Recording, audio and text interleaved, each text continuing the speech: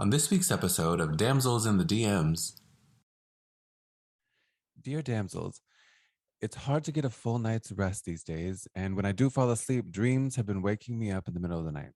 I'm not sure if it has anything to do with trying to get more in tune with what feels like a new version of myself in the works, or if anxiety is getting the best of me as I try to be patient with new matches I find on the apps. Please send any advice because I'm trying to stop tossing and turning to get to living. From a dedicated listener, looking to make sense of it all. This message is intended as a reminder that we are not licensed professionals, not psychiatrists or psychologists. If you have a serious problem, please seek professional help. The National Suicide Hotline is 1-800-273-8255. That's 1-800-273-8255. There's some damsels in the DM. Yes, queen. Tell us what's the vibe. There's some damsels in the DM. Please tell us what's the vibe. DMs, yeah we see them, yeah we read them. DMs, we don't need them, we just leave them. Please. Yeah. It's going down in the DMs. Bye. Hello, everyone, and welcome to another episode of Damsels in the DMs. I'm Lauren.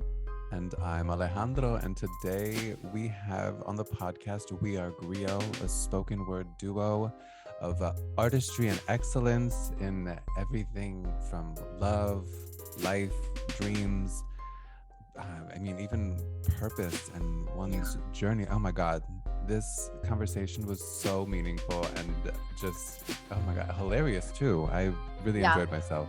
I don't know about you, Hondo, but there were moments that I was just like really resonating with everything that they were saying. And it really took me back to some places that I haven't revisited in a long time, like some horrible heartbreaks, and how you can really use those moments that we go through in life that are hard to find meaning out of them so that other people can benefit. I just thought it was such a beautiful conversation.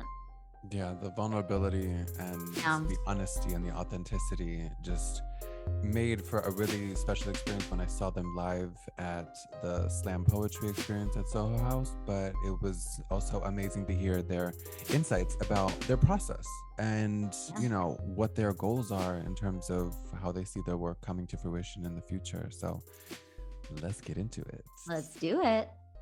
Thank you so much for blessing this podcast with your presence. We have Bosco and KO of We Are Griot. How are both of you? I am good. Doing good. So Alejandro has not been able to stop talking about seeing you both at Soho Warehouse. So I need to hear what I missed. I joined Soho House. I thought I'd be attending these events, but somehow Alejandro still forgot to invite me. So fill me in on what I missed. Well, they had I think this was their first poetry slam that they did.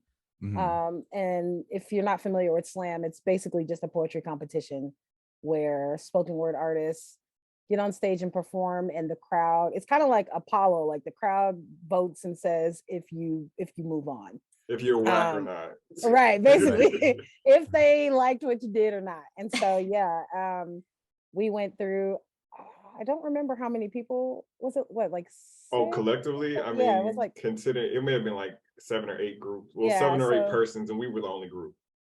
So then we did a performance and they voted, and then we had to do a performance for the final round, and they voted, and we made it to the championship. So that's it. It was a good experience though. It was so beautiful and admirable, the way you were both able to build off of each other, and even just discussing, not even directly, but just sharing a character's experience about the ups and downs, the ebbs and flows of relationship with others and the self, and trust and intuition, listening to all of that. I'm really curious how the both of you decided to begin this duo, this partnership that has blossomed so beautifully.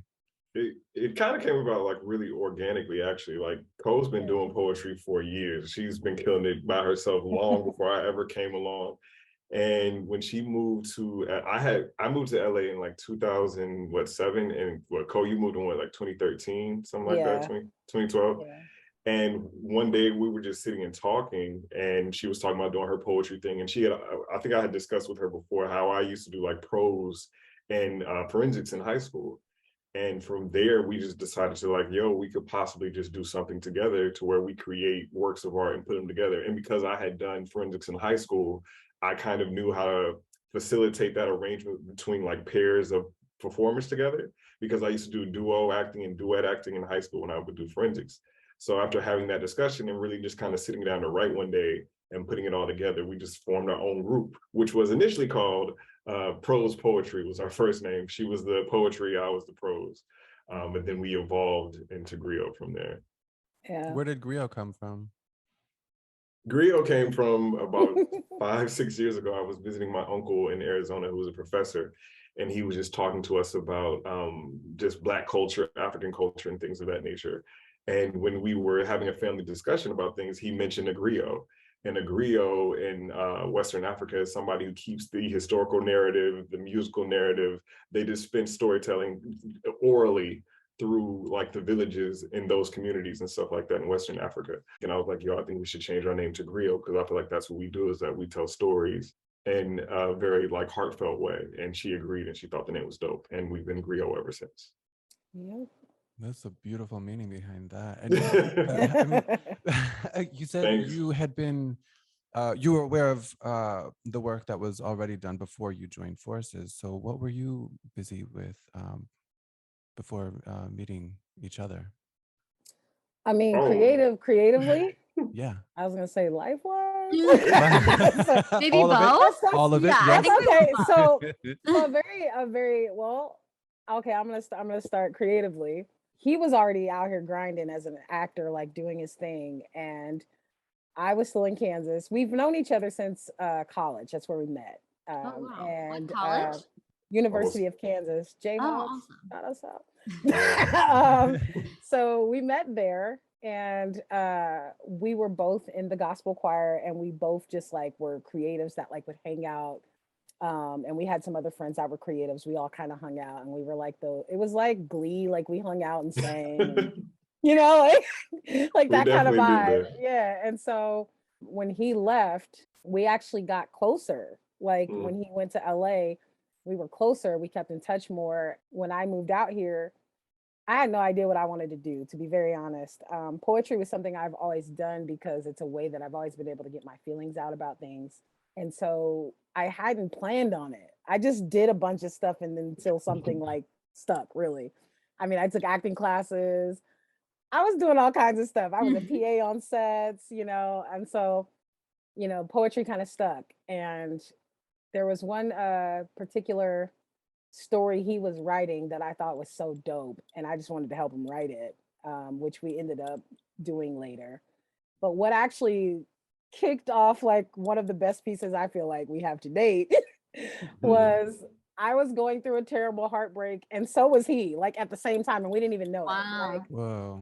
it was like this relationship I had been off and on, you know, those terrible toxic off and on relationships, and I had been Wow. in one of those for like right, it's too well. I had been in one of those for almost 7 years with this guy, and it was coming to a halt. Like it was at that point where I was just like, yeah, this is detrimental dumb now. Like it has to end. But you know, you don't want it. You want, when you throw down that ultimatum, you're hoping they're like, oh my God, okay, let's do it. Yeah. And when it was like, I mean, I'll do it, but I don't mean I'm gonna be faithful. It was like, what? What is that the Exactly. standard? Like, Exactly. and so, you know, I ended up, and that day, Bosco and I had committed to writing every week. That was our thing. Like, let's just get together every week and let's write. And so we were supposed to meet that day. And this was the day that I had talked to this guy. We had broke it off. That was it. I cried, like slid down my bathroom door crying, like the whole drama. And I didn't want to meet with him because I was like, I'm terrible. I'm a mess right now. But I was like, you committed to this. So I just was like, all right. I called him. I was like, yo, I'm gonna be a little, you know, but I showed up. And so I cried to him, told him everything.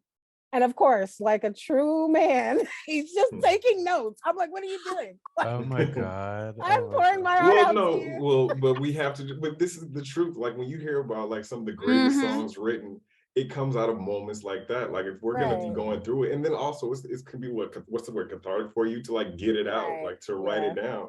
So and like you said, like I think one of our best pieces came from that moment when we were both being really Super honest with one another. vulnerable. Yeah. Yeah. And it was, I mean, it was hard. Like, you know, you always tell your friends these moments like this, but like it was so fresh. You know, it wasn't even like I had time to really process it myself.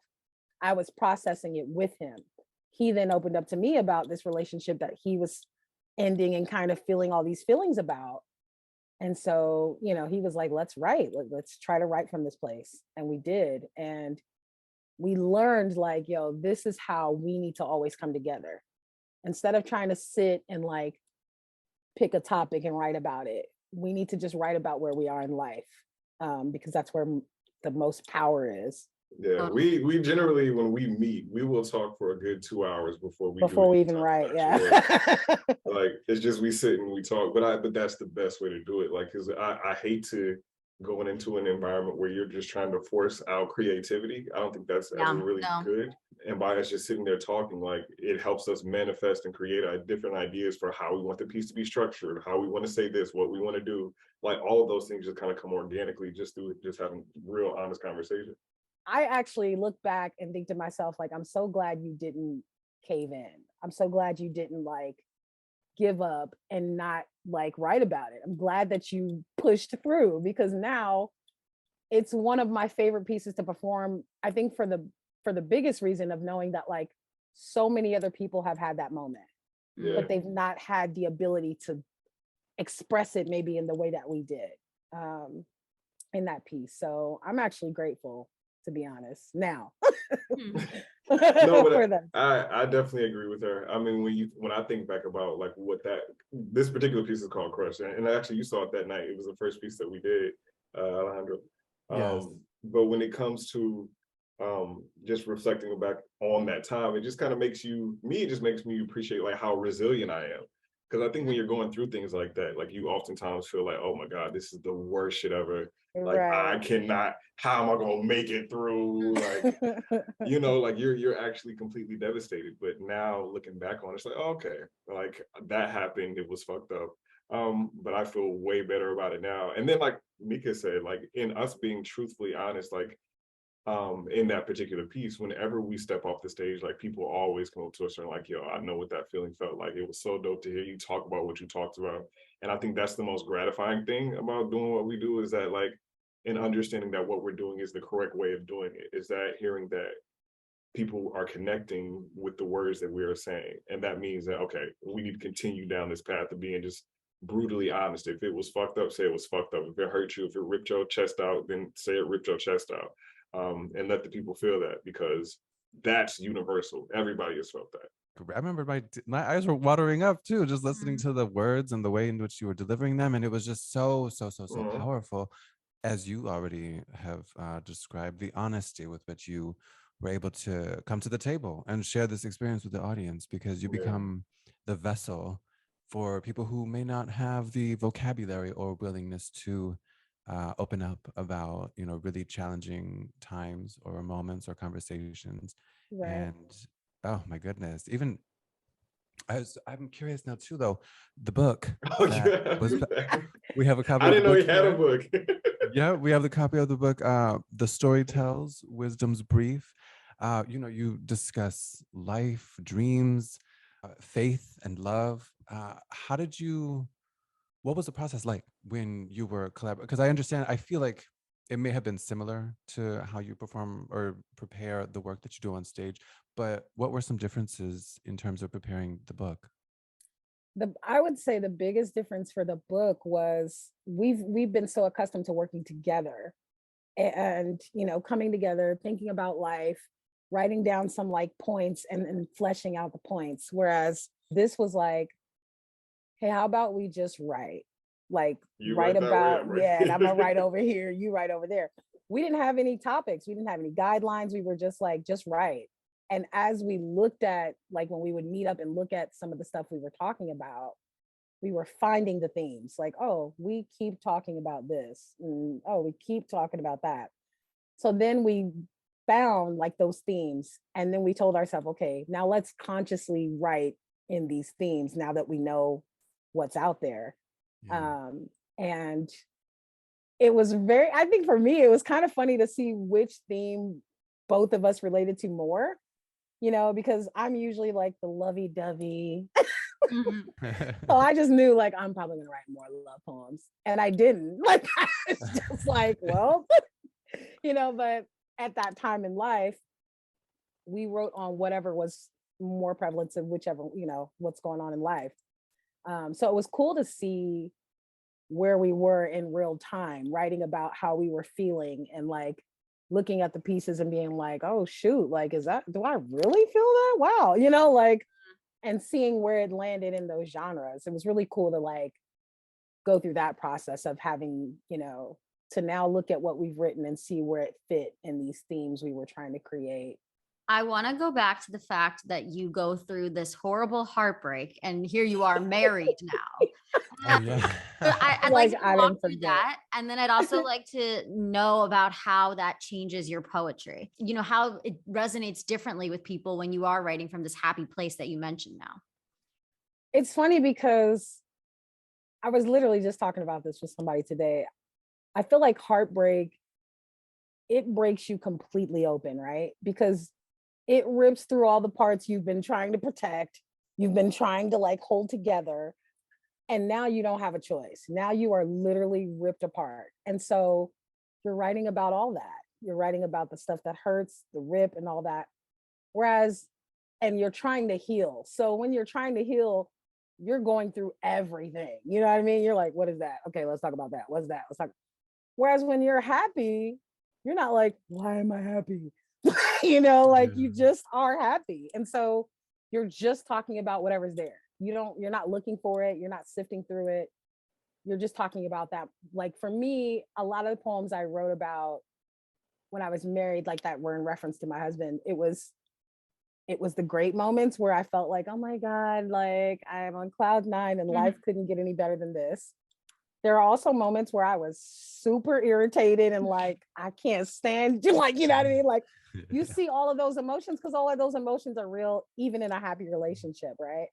So it's like, yeah, you're still seeing that, you're still seeing the realness, but there's not that deep brokenness like when you're heartbroken. You know what I mean? Heartbreak is, I It's a feel like different it's, beast. man, I feel like it's the worst pain you can endure in life. I really do. But it is a great motivator though. At least that's how I feel. Yeah, absolutely. Because when I was going through my shit, like I couldn't quit writing. Like I was like, I had to get everything out. I need to say everything about you that I need to say about you. So for me, I like, granted, I don't want to go back to the feeling of that place, but I can't lie and say that, oh, it's great for material. It's great source material. Oh, it's 100% great for material. Yeah. I was gonna say, you know, I call it the Taylor Swift syndrome. It's like you want a dope project, go through heartbreak, you know. Yeah. But I will say, I think what the heartbreak did for me is it allowed me to see the resilience. It also let me know, like, kind of what we were hinting towards as far as like introspective relationships. It also made me go deep in myself, not just like, oh, what happened in the world? Why are people like this? It was like, but why did you deal with this for 7 years? What's in you that you thought you deserved that, or that your worth was that low that you accepted that? So it really made me challenge my own beliefs about myself, my self-worth, which, you know, I think most people don't walk around thinking I'm worthless, like for real. Yeah. You worth something. You think you worth something. You don't realize where that worth is until you're heartbroken in some way. It may not be romantic, but when that heart gets broken, everything that you haven't evaluated is there for you to evaluate. You know what I'm saying? And so I think that even allowed me to be in a place to be able to be in love and to be able to even have the relationship I have with my husband, because before that heartbreak, I wouldn't have thought I was worthy of a man like him.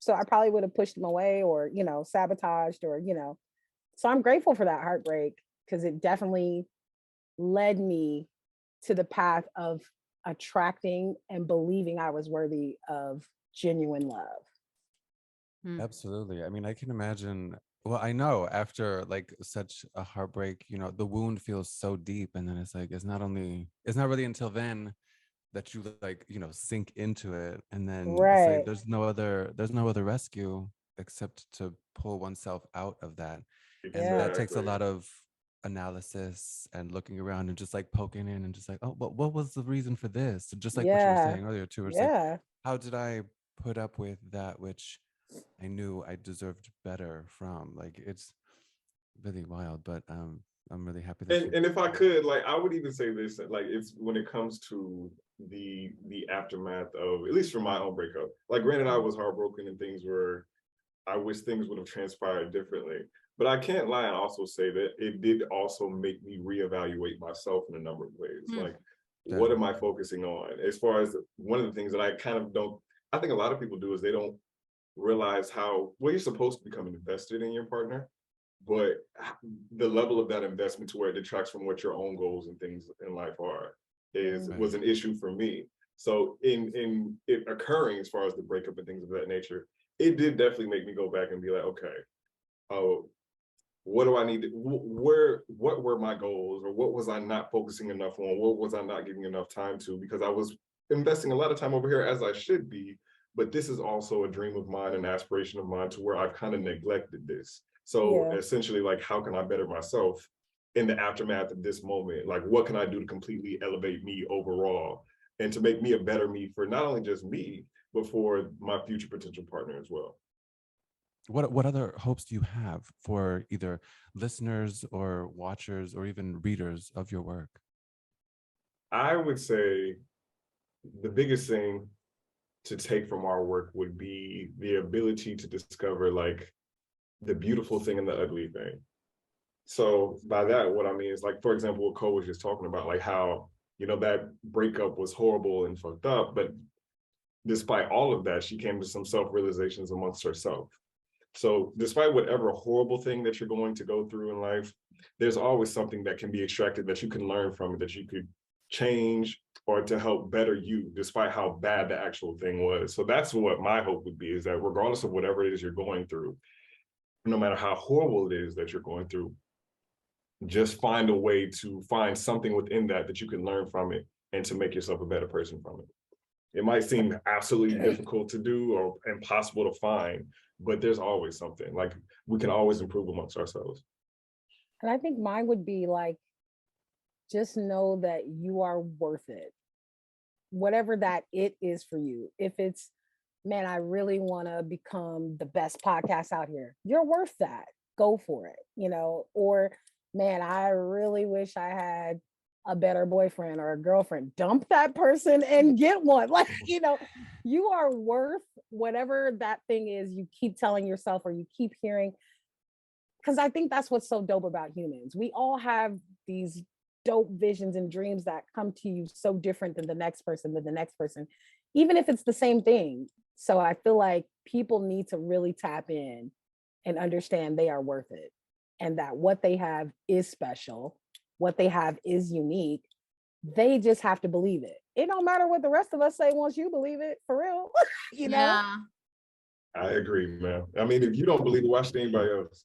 Right. Yeah. As within, so without, and that helps us attract that which we deserve and Exactly. which we create. I just had a question for you about, like, in the scope of today's world, what does success look like as poets? Like, what are some of the goals that you have, and like, how will you look back at your career and say, yeah, we did what we came to do and we were successful at doing it? I think it's, as far as for a poet specifically, is it like what's the word I'm looking for here? Is it a viable career choice? I think not viable. Well, no, let's just be for real, because our experience, our that's journey. what I'm asking. Yeah. Right. But that's what you're asking, and I think it's just a matter of what you do with whatever gift you have. So in this particular instance, we both enjoy doing poetry. Now, as far as it being fiscally viable, it's probably not so. But I do think that there are ways to create a career from it. And that's what we're currently doing. So like, for example, we wrote the book. After we wrote the book, other opportunities have presented themselves from the writing of the book, i.e. like Ko and I are working on a digital series right now that incorporates our love of poetry together with visuals of animation, which is what's also included in the book. And then from the poems that are in those books that we're creating into these visuals, we're turning those into like a podcast situation. So there's a way to do whatever it is that you want to do, but you have to create the path for what it is that you want to do. So like I said, we had to figure out how to make it work. Like I love animation. I love anime. She loves animation. That's the reason why we came up with like the avatars and the characters and the artwork for the book. And then from what we're doing with the short form digital series, we're going to be splicing together live action poetry with animation, bringing together two worlds to make it interesting. Because I do think in this world, like people aren't really checking for poetry like that, if we're being completely honest. It's a very niche world. But at the same time, if you create it in an interesting way, as we are currently doing, it does make it more palatable for a larger audience, and it does strike their interest from what we're discovering and what we've created so far. So that's exciting. When is that going to be available? I would love for us to be able to have it out. Well, it will be out sometime next year. Put it to you that way. In the Premiere first quarter, at Soho House. Maybe She said premiere at Soho. I mean, Yeah. And I think But even no. to add to that about success, I think that I always have felt like whatever career you've had, because I didn't start in creative. I had a career in something that didn't have nothing to do with creative. But I think saves lives, people. I think success is what you meeting the mark you set. It's that simple. Because success in any other parameter is setting yourself up to be disappointed, I think.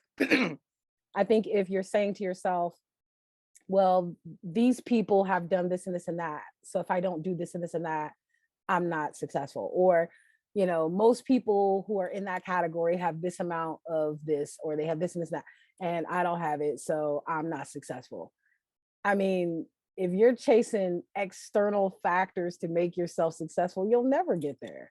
I want you guys to be the State of the Union poets. No, what is that when they do the inaugural for the president, like Amanda Gorman? Oh, yeah. That's my version of success for you. She's like, I want that for y'all. Listen, I want that for us too. Yeah, I want that. We're gonna speak that into existence. Right. Yes, on this podcast right now, called it on Yeah. Damsels in the DMs. And when it happens, we're coming back to the podcast to tell it. Yes, exactly. You guys are gonna tell us how it went. Absolutely. I love it. All right. Well, now seems like a reasonable time to kind of jump into the letter. Are you both ready? Are we all Sure. ready? Let's do Kick it. it off, Alejandro. Yeah. All right. So we have, Dear Damsels, it's hard to get a full night's rest these days, and when I do fall asleep, dreams have been waking me up in the middle of the night. I wish I could explain what they were about, but I tend to jump into my morning routine to avoid thinking about what it was that pulled me out of sleep. I'm not sure if it has anything to do with trying to get more in tune with what feels like a new version of myself in the works, or if anxiety is getting the best of me as I try to be patient with new matches I find on the apps. I'm leaning toward both, but how does anyone get decent sleep with so much on the mind? Please send any advice because I'm trying to stop tossing and turning to get to living. From a dedicated listener, looking to make sense of it all. It's so funny to me that this is today's letter because yesterday I get a text message. I just started graduate school for film producing. Congratulations. And thank you. Thank you so much. And somebody was talking about how they started a dream journal that they're using to get inspiration for their films because they had heard that the Terminator was created from a dream. So it's funny timing for me to hear about this letter today. How serendipitous. Yeah. I mean, that's a great suggestion to that person. Like, because I hear that and I'm like, if dreams are keeping you up and if you're being kept up at any point, I feel like when you can't sleep, it's just something you haven't settled, whether that's physical, mental, emotional, spiritual, whatever. It could be, man, your diet sucks and that's why you can't sleep. Or it could be like, yo, you got all this stuff you're not dealing with and that's why you can't sleep, or there's some emotions you haven't like addressed and acknowledged, and that's why you can't. There's something that needs to be resolved, and it could be as simple as like, yo, don't eat pizza before you go to bed, or or as complex as you need to deal with the breakup you had in 2012. Whatever it is, there's something that needs to be addressed. I would agree. I mean, I think if there's ever an instance where you're not able to sleep at night, and this is especially from like recent personal experience for myself, like I've had to be told about, okay, you need to make some lifestyle changes in how you actually like process and deal with stress. Because I mean, I can deal with stress very well, like most people would never know, but my body is actually physically exuding the signs of stress. And that's what it sounds like to me. Like I was told myself specifically that I need to sleep more. And this gentleman, well, I don't know if it's a gentleman or a lady, but needs to get more rest. And maybe that'll just settle this, like figure out a way to better process whatever it is in life that they're processing. Because restlessness, it just sounds like restlessness to me. Yeah. And I really want to highlight the point where it says, but I tend to jump into my morning routine to avoid thinking about what it was that pulled me out of sleep. Because to me, that's like you're avoiding. You're not doing, with what's coming up in the dreams.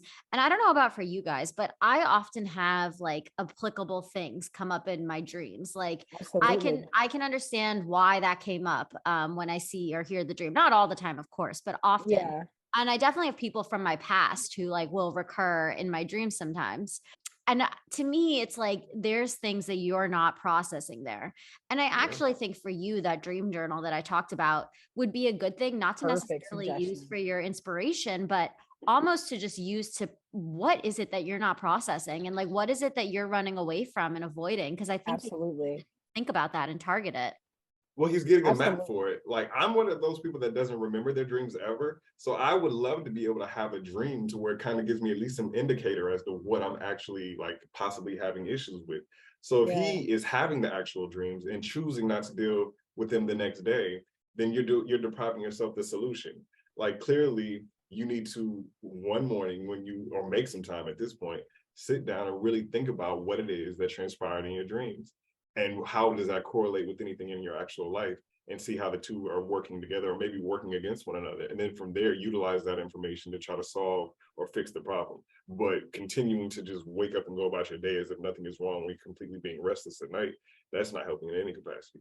Yeah, let it inform you, man. Dreams come for that reason. Like exactly. Even if it could be something that's simple. Like I said, it can be something as simple as a dream telling you like, yo, this diet you got, we don't like it. The body is, we are mad. We're mad. Please stop, Or it could be as complex as like, hey, we've been holding this grudge for the last 10 years and now it's too much. We need to get rid of it. The body's trying to tell him something or trying to tell this person, we keep saying him, trying to tell this person something. And so I feel like you need to listen. That's the problem. You can't sleep because you don't listen. Take the time, like instead of jumping into the routine in the morning, when you wake up, don't touch your phone. Get out that journal she talked about. Get the journal, write down at least the dream that you remember, and then sit with it for a second. Write it down, look at it, read it, sit with it for a second. And even if you don't come up with anything in that moment, maybe give yourself a mantra for the day to say, let this dream inform me in whatever way I need to be informed to be better today. And at some point in that day, I promise you that thing gonna come up and it's gonna make sense to you at some point. So, you just gotta invest in your solution. You have a problem, but you're not addressing it. So now you gotta invest in a solution.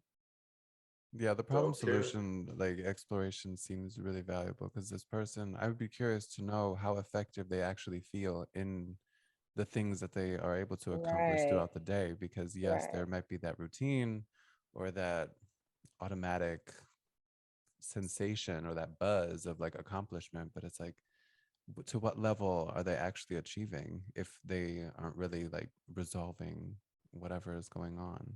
Yeah. So what level are you enjoying it? You might be achieving, but are you enjoying it? That's true. Yeah. How do you guys utilize your dreams within your writing? Ooh. I think for because I'm like, I'm a weirdo. Like I love dreams and I love being able to remember and write them down and try to apply like what I'm getting from the dream and any like I envy symbolism you. that might be coming from the dream. I love it. Like I do. I love when people tell me their dreams because I'm like, yo, let's figure out what that is. Like, are you really a dragon or like is the dragon trying to tell you something? Like Right. I get into it.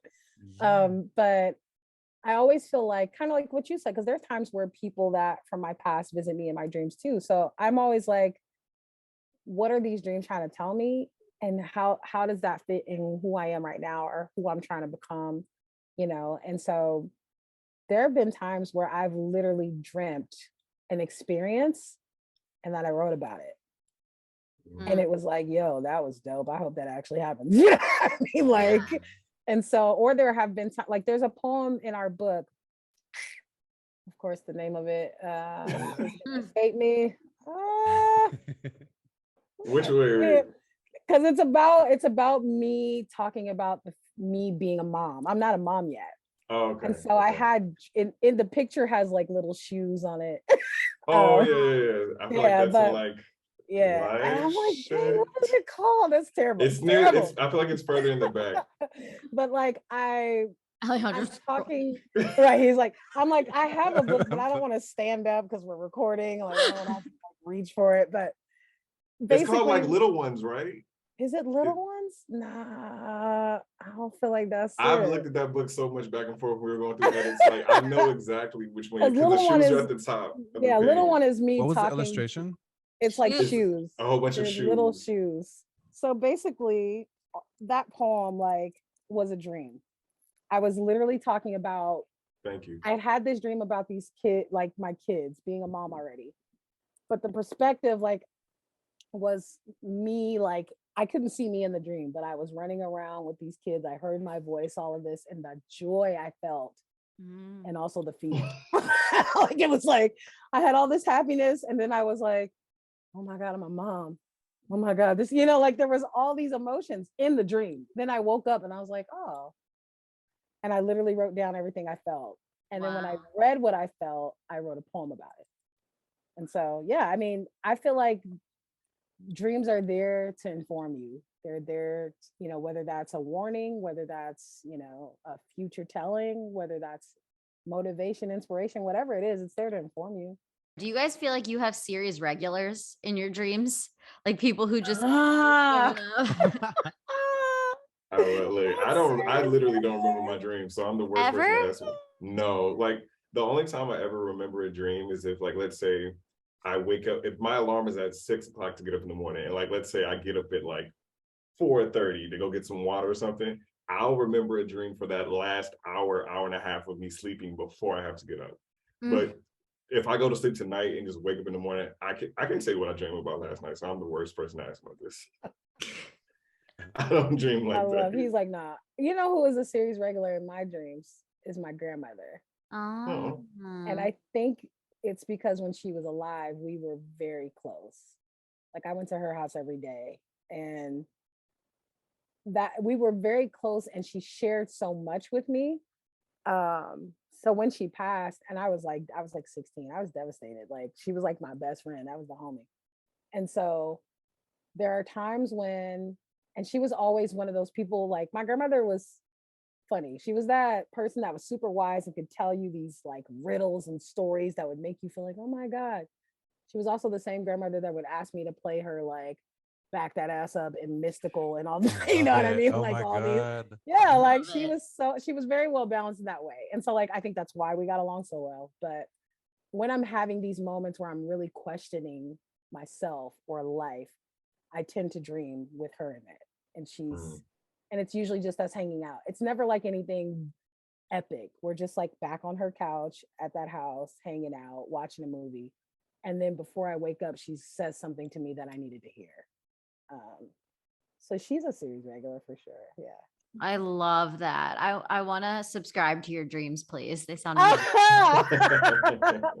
like, sometimes it could get crazy, but it sounds like it'll have a fun soundtrack too. Listen. Well, thank you both so much for coming on the podcast today. We learned so much from you. Can you please tell people where they can find you, buy your work, and follow on your journey? Sure, you guys can follow. Well, again, thank you all for having us. Let me say that first. Thank you. On behalf of Bosco and KO over here. But as far as following us, you guys can go to our website, which is www.thatduogriot.com. And from there, you can actually purchase our book. You can follow us individually on our Instagram handles. There are images of myself and Kamika, as well as you can follow our joint IG poetry page as well off from that website. And there's a little t-shirt there if you're interested in purchasing it. It's a kind of to your exes, but not so much. but yeah, you can follow us there and get all your information from that website. We are working also on a audiobook, and so there's some clips of the audiobook on the page. You'll see little headphones you can listen to some excerpts from the book. That's coming out soon, and then we definitely have clips from like performances of past that we've done on the page as well. So. Well, thank you so much, both of you. Oh my goodness. Thank you. This was a great conversation, guys. Appreciate it. It really was. Well, listeners, do not forget to send us your feedback on this episode, and we're always waiting to hear any sort of questions or dilemmas that you might be dealing with. You can submit a letter. You can send us a voicemail. You can even send us a DM. We're always listening. Send us a DM. You can send it to our Google form on Linktree if you prefer to be anonymous. There are so many ways for you to send us what you're going through. Oh, and Ernie has tuned in for our YouTube viewers. Hello, Ernie. Everyone, thank you so much for tuning in to another episode of Damsels in the DMs. Please also subscribe, rate, and review on whatever your podcast platform is. It truly makes the difference for us. All right, everyone. Well, thanks for tuning in to another episode of Damsels in the DMs. Until next time. It's going down in the DMs. Bye. DMs, we don't need them. We just leave them. Please. Yeah. It's going down in the DMs. Bye.